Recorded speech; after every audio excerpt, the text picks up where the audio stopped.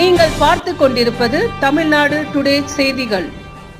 தமிழ்நாடு மகளிர் காங்கிரஸ் கமிட்டி சார்பில் பெண்களுக்கு 33% இட ஒதுக்கீட்டை பாராளுமன்றத்தில் நிறைவேற்றிவிட்டு அமல்படுத்தாமல் பாஜக அரசு வஞ்சிப்பதாக கூறியும் விரைவில் அமல்படுத்த கோரியும் நடைபெற்று வரும் நடைபயணத்தின் 14வது மாவட்டமாக இன்று மதுரை மாவட்டம் உசிலம்பட்டி தேவர் சிலை முன்பு பசும்பொன் முத்துராமலிங்க தேவர், பி.கி. மூக்கையா தேவர் சிலைகளுக்கு மாலை அணிவித்து துவங்கிய மகளிர் காங்கிரஸ் மாநில தலைவி சீனா சையத் தலைமையிலான மகிழா காங்கிரஸ் கமிட்டி நிர்வாகிகள் மதுரை ரோடு, பேரையூர் ரோடு வழியாக நடைபயணமாக சென்று பெண்களுக்கு 33% இட ஒதுக்கீட்டை அமல்படுத்த கோரி கோஷங்களை எழுப்பியவாறு நடைபயணம் மேற்கொண்டனர். பின்னர் செய்தியாளர்களிடம் பேசிய சீனா சையத், இன்று ஐயா மூக்கையா தேவர் அவர்களின் நினைவு நாள். இந்த நினைவு நாளில் நாம் எல்லாம் அவர் நமது தமிழகத்துக்கு செய்த தியாகத்தை நினைவு கூறுகிறோம். இதுபோல் தலைவர்கள் பிறப்பதரிது.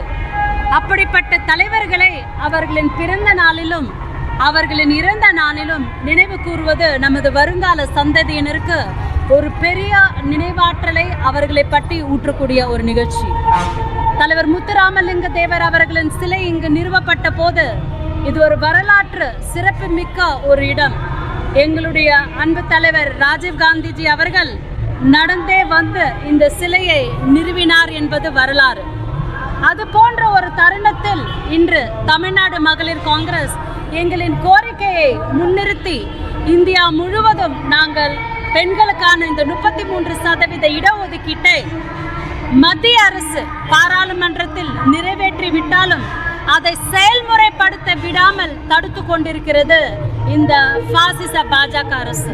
இந்த பாசிச பாஜக அரசை கண்டித்து இந்திய ஜனநாயகத்துக்கு உட்பட்டு இந்திய அரசியலமைப்பு சாசனத்தின்படி இந்த நாட்டில் ஜெண்டர் ஈக்குவாலிட்டி எனப்படக்கூடிய ஆண்களும் பெண்களும் சமம் என்கிற இந்த கொள்கையை முன்னிறுத்தி நாங்கள் இங்கு போராடி கொண்டுள்ளோம். 33% இடஒதுக்கீடு என்பது எங்களின் உரிமை. அந்த உரிமையை மக்களவையில் நிறைவேற்றிவிட்டது பாஜக அரசு. ஆனால் அதை செயல்படுத்தினார்களா என்றால் இல்லை. எங்களது அன்பு தலைவர் ராஜீவ் காந்திஜி அவர்களின் கனவு panchayat Raj, 33% reservation for women in panchayats and wards, that was his dream. அவருடைய கனவின் படியே இன்று 50% பஞ்சாயத்துகளிலும் வார்டுகளிலும் பெண்கள் இருக்கின்றார்கள். அது போன்ற ஒரு கனவு இந்திய நாட்டில் வாழக்கூடிய ஒவ்வொரு பெண்ணுக்கும் உண்டு.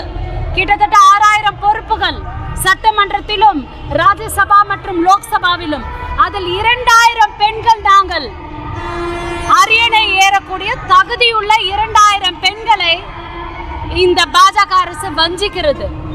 அப்படி 2000 பெண்கள் நாங்கள் சட்டமன்றத்திலும் பாராளுமன்றத்திலும் இருந்திருந்தால் மணிப்பூர் அரங்கேற விட்டிருப்போமா, இல்ல லக்கிம்பூர் தான் அரங்கேற விட்டிருப்போமா, இல்லை ஹாத்ரஸ் தான் அரங்கேற விட்டிருப்போமா? பெண்களுக்கு உண்டான அத்தனை அநியாயங்களுக்கும் நாங்கள் குரல் கொடுத்துள்ளோம், குரல் கொடுத்து கொண்டே இருப்போம். இந்திய அரசியல் சாசனத்தை கையில் ஏந்தி எங்கள் அன்பு தலைவர் ராகுல் காந்திஜி அவர்கள் பாரத ஒற்றுமை பயணத்திற்கு பிறகு என்று நாரி நியாய், அப்படி என்றால் பெண்களுக்கான நியாயம் வேண்டி அவர் நார்த் ஈஸ்டிலிருந்து மும்பை வரை பயணம் மேற்கொண்டாரோ அப்போதே நாங்கள் பெண்களுக்கான இந்த நியாயத்தை கையில் எடுத்து நாங்களும் எங்களுடைய நடைப்பயணத்தை மேற்கொண்டு விட்டோம். தமிழகம் முழுவதும் தமிழ்நாடு மகளிர் காங்கிரஸ் சார்பாக மாவட்ட வாரியாக எனது தலைமையில் இந்த பாத யாத்திரையை நான் மேற்கொண்டுள்ளேன். இது 14வது மாவட்டம் உசிலம்பட்டி, மதுரை தெற்கு. இது 14வது மாவட்டத்தில் இன்று நான் என் காலை பதித்துள்ளேன். இந்த அமைதி பேரணி முடிந்த பிறகு நாங்கள் அன்பு தலைவர் ராகுல் காந்திஜி அவர்களை சந்தித்து பிறகு பிரசிடென்ட் ஆஃப் இந்தியா முர்மு அவர்களை சந்தித்து எங்களுடைய கோரிக்கையை கொடுக்க இருக்கிறோம். இதை ஜூலை 21ஆம் தேதி ராஜீவ் காந்தியின் ஸ்ரீபெரும்புதூரில் இருந்து அவருடைய சமாதியிலிருந்து நாங்கள் தொடங்கிவிட்டு எங்களுடைய அகில இந்திய காங்கிரஸ் கமிட்டி தலைவர் கார்கேஜி அவர்களை ஆசையை பெற்று நாங்கள் இதை நடத்தி கொண்டுள்ளோம். மேலும் மேலும் பெண்களுக்கு பலம் அளிக்க வேண்டும். இன்று ஐயா முத்துராமலிங்க தேவர் ஐயா மூக்கையா தேவர் அவர்களின் சிலையின் முன்னிருந்து நாங்கள் எங்களுடைய இந்த போராட்டத்திற்கு மேலும் சக்தி கிடைக்க வேண்டும் என்று வேண்டுகிறோம். நன்றி, வணக்கம்.